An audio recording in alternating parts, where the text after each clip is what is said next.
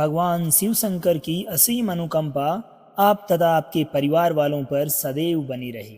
दोस्तों, आज के इस वीडियो में हम चर्चा करेंगे भगवान महादेव के शिव पुराण के कथा सार की। अब आगे आने वाले जितने भी वीडियोज होंगे उनमें क्रमशः हम इसी कथा का सार रूप जानेंगे। तो चलिए आज के इस वीडियो को शुरू करते हैं। दोस्तों, कल्याण एवं सुख के मूल स्रोत भगवान सदाशिव को नमस्कार। कल्याण का विस्तार करने वाले तथा सुख का विस्तार करने वाले भगवान शिव को नमस्कार है। मंगल स्वरूप और मंगलमयता की सीमा भगवान शिव को नमस्कार है। दोस्तों, पुराणों में शिव महापुराण का अत्यंत महिमामय स्थान है। पुराणों की परिगणना में देवतुल्य, पवित्र और सभी लक्षणों से युक्त यह चौथा महापुराण है। इस ग्रंथ रत्न के आदि, मध्य और अंत में सर्वत्र भूत भावन भगवान सदाशिव की महिमा का प्रतिपादन किया गया है। इस पुराण में परब्रह्म परमात्मा की सदाशिव रूप में उपासना का वर्णन मिलता है। भगवान सदाशिव की लीलाएं अनंत हैं। उनकी लीला कथाओं तथा उनकी महिमा का वर्णन ही इस ग्रंथ का मुख्य प्रतिपाद्य विषय है, जिसके सम्यक अवगाहन से साधकों का, भक्तों का मन महादेव के पदम परागण का भ्रमर बनकर मुक्ति मार्ग का प्रतीक बन जाता है। महात्म्य। एक बार श्री सौनक जी ने महाज्ञानी सूत जी से निवेदन किया कि हे सूत जी, सदाचार, भगवत भक्ति और विवेक की वृद्धि कैसे हो सकती है तथा साधु पुरुष किस प्रकार अपने काम, क्रोध, लोभ तथा मानसिक विकारों का निवारण करते हैं। आप हमें ऐसा कोई शाश्वत साधन बताइए जो कल्याणकारी एवं परम मंगलकारी हो, और वह साधन ऐसा हो जिसके अनुष्ठान से शीघ्र ही अंतःकरण की विशेष शुद्धि हो सके और निर्मल चित्त वाले पुरुष को सदा के लिए शिव पदक की प्राप्ति हो जाए। तब सूत जी ने बताया कि मुनि श्रेष्ठ सौनक, संपूर्ण शास्त्रों के सिद्धांत से समन्वित भक्ति आदि को बढ़ाने वाला तथा भगवान शिव को संतुष्ट करने वाला उत्तम शिव पुराण काल रूपी सर्प से प्राप्त महात्रास का भी विनाश करने वाला है। हे मुनि, पूर्व काल में शिव जी ने स्वयं इसे कहा था। गुरुदेव व्यास जी ने सन्मत कुमार मुनि का उपदेश पाकर कलयुग के प्राणियों का कल्याण हेतु बड़े आदर से संक्षेप में इस पुराण का प्रतिपादन किया। इसे भगवान शिव का वांग्मय स्वरूप समझना चाहिए तथा सब प्रकार से इसका सेवन करना चाहिए। इसके पठन, पाठन और श्रवण से शिव शक्ति पाकर मनुष्य शीघ्र ही शिव पद को प्राप्त कर लेता है। इस शिव पुराण को सुनने से मनुष्य सब पापों से मुक्त हो जाता है तथा बड़े बड़े उत्कृष्ट भोगों का भोग करके अंत में शिवलोक को ही प्राप्त कर लेता है। शिव पुराण का श्रवण और भगवान शंकर के नाम का संकीर्तन दोनों ही मनुष्य को कल्प वृक्ष के समान सम्यक फल देने वाला है, इसमें संदेह नहीं। पुराण श्रवणम संभोर नाम संकीर्तम तथा कल्पद्रुम फलम सम्यम मनुष्याणाम न संशय है। यह शिव पुराण 24,000 श्लोकों से युक्त है। दोस्तों, इसमें 7 संहिताएं हैं।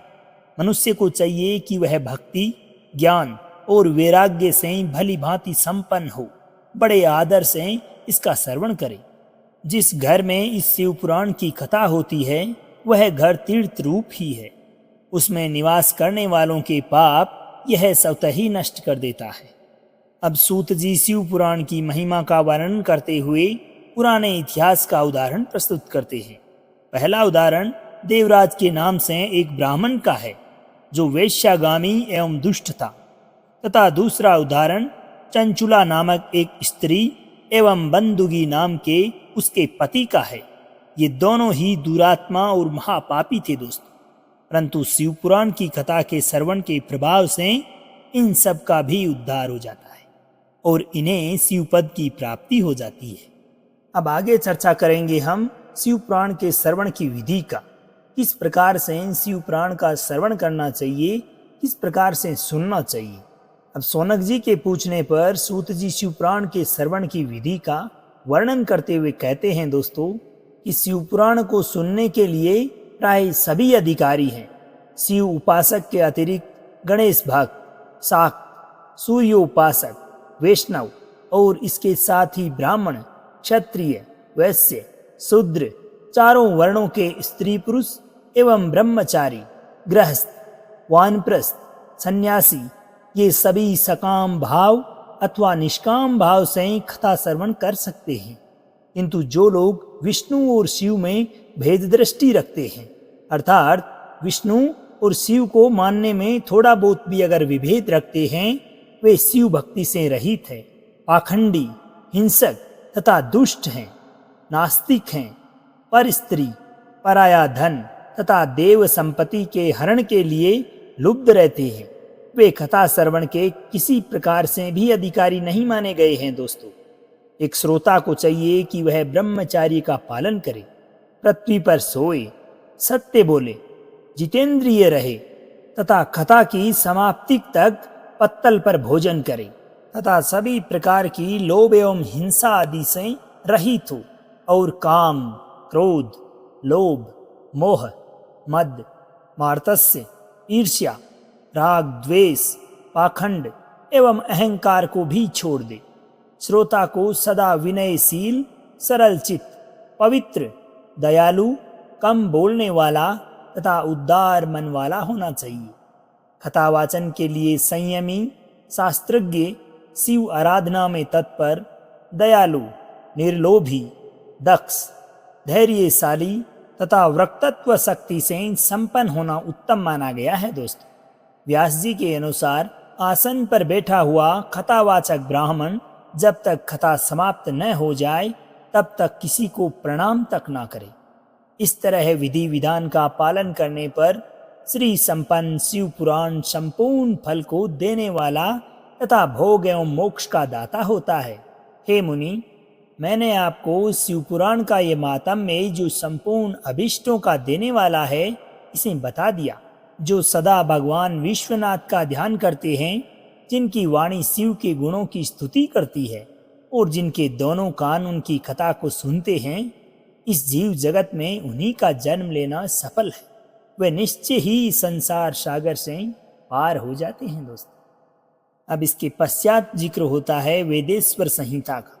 इसमें व्यास जी बताते हैं कि जो धर्म का महान क्षेत्र है, जहाँ गंगा यमुना का संगम हुआ है, जो ब्रह्मलोक का मार्ग है, उस परम पुण्य प्रयाग में महात्मा मुनियों ने एक विशाल ज्ञान यज्ञ का आयोजन किया।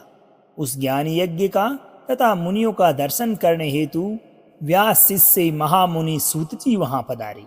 अब वहां उपस्थित महात्माओं ने उनकी विधिवत स्तुति करके विनय पूर्वक उनसे निवेदन किया कि हे सूत जी, इस समय हमें एक ही बात सुनने की इच्छा है। आपका अनुग्रह हो तो गोपनीय होने पर भी आप उस विषय का वर्णन करें। घोर कलयुग आने पर मनुष्य पुण्य कर्म से दूर रहेंगे, दुराचार में फंस जाएंगे, सबके सब सत्य भाषण से विमुख हो जाएंगे, दूसरों की निंदा में तत्पर होंगे, पराये धन को हड़पने की इच्छा रखेंगे, उसका मन पराई स्त्रियों के प्रति आसक्त होगा तथा वे दूसरे प्राणियों की हिंसा किया करेंगे।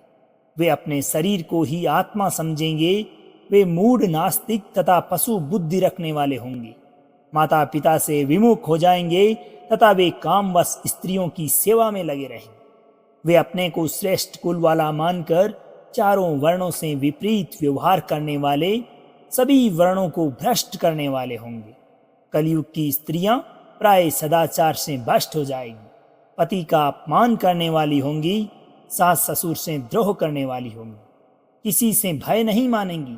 हे सूत जी, इस तरह जिनकी बुद्धि नष्ट हो गई है और जिन्होंने अपने धर्म का त्याग कर दिया है, ऐसे लोगों को इहलोक और परलोक में उत्तम गति किस प्रकार प्राप्त हो सकती है, इसी चिंता से हमारा मन सदा व्याकुल रहता है। और यही वास्तविकता है। दोस्तों, अभी हम कलयुग के प्रथम चरण में विचरण कर रहे हैं और कलयुग के ये जितने भी उपरोक्त लक्षण सामने आए हैं, जिनका हमने जिक्र किया है, आप भी वास्तविकता में देख सकते हैं। दोस्तों, ऐसा ही कुछ चल रहा है ना।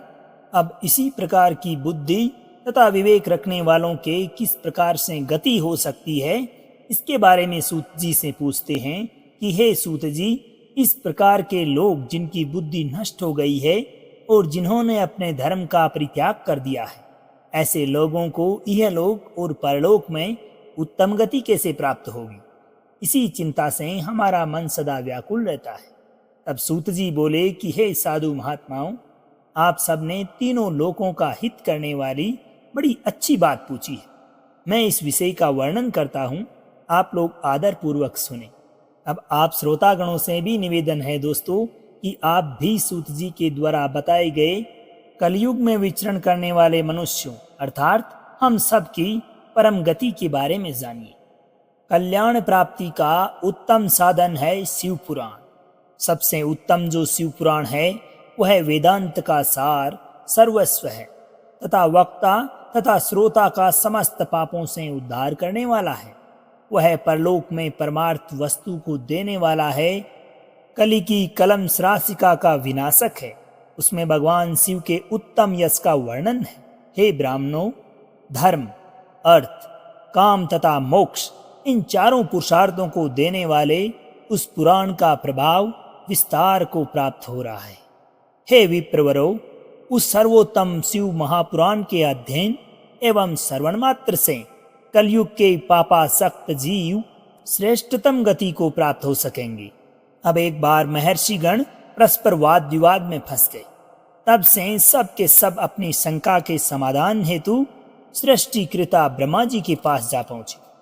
सभी मुनियों ने कहा कि हे भगवान, परम साध्य क्या है और उसका परम साधन क्या है तथा उसका साधक कैसे होता है।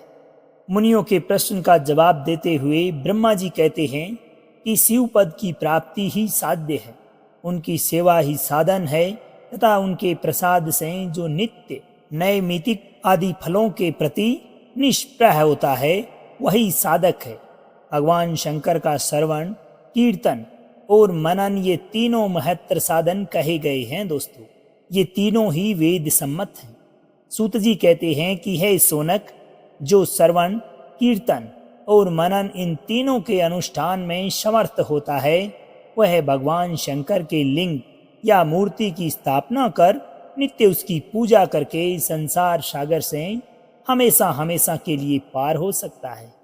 ऋषिगणों के यह पूछने पर कि मूर्ति में ही सर्वत्र देवताओं की पूजा होती है, परंतु भगवान शिव की पूजा सब जगह मूर्ति में और लिंग में क्यों की जाती है, तब सूत जी जवाब देते हैं कि एकमात्र भगवान शिव ही ब्रह्म रूप होने के कारण निराकार कहे गए हैं।